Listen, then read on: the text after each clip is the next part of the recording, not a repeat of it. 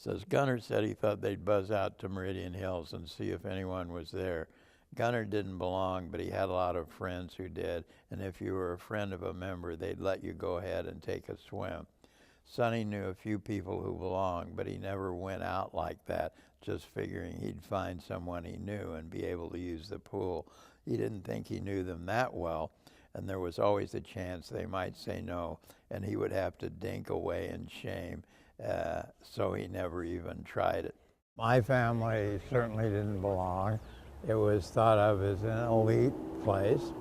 And in high school and afterwards, if you had a friend here, if you were one of the big jocks or in the in group in high school and you had a friend, you could always go in and ask them if you could go to the swimming pool, and they'd get permission for you to go.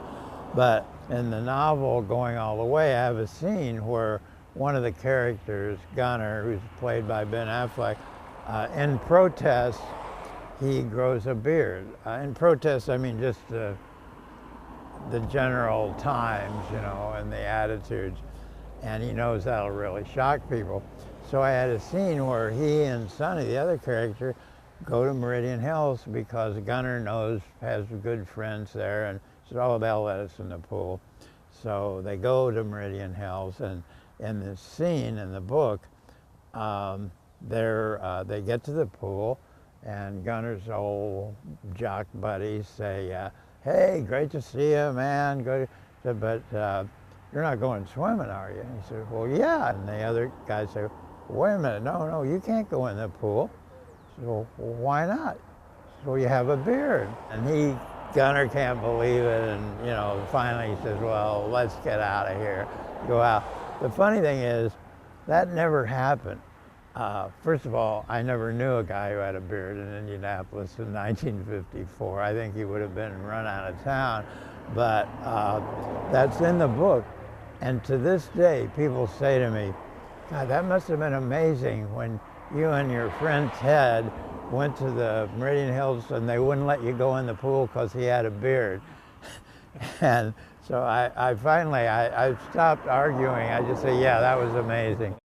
They went to a little bar called the Melody Inn and ordered Boilermakers. Gunner seemed pretty low.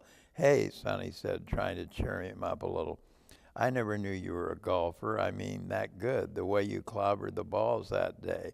I know a lot of guys from a certain high school, as soon as they got to be 21, they had been great athletes, and after they started coming here, they weren't great athletes anymore.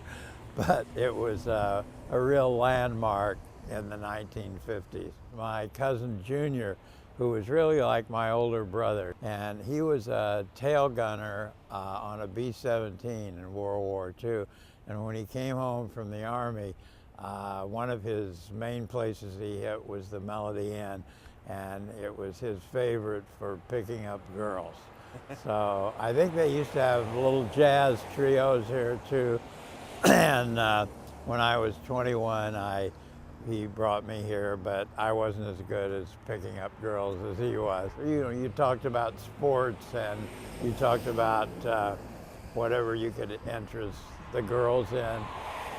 You talked about music at that time, and I don't know, to me, the theme music of that time was Les Paul and Mary Ford singing How High the Moon. When I was writing Going All the Way, I played How High the Moon quite a bit. It brought it all back.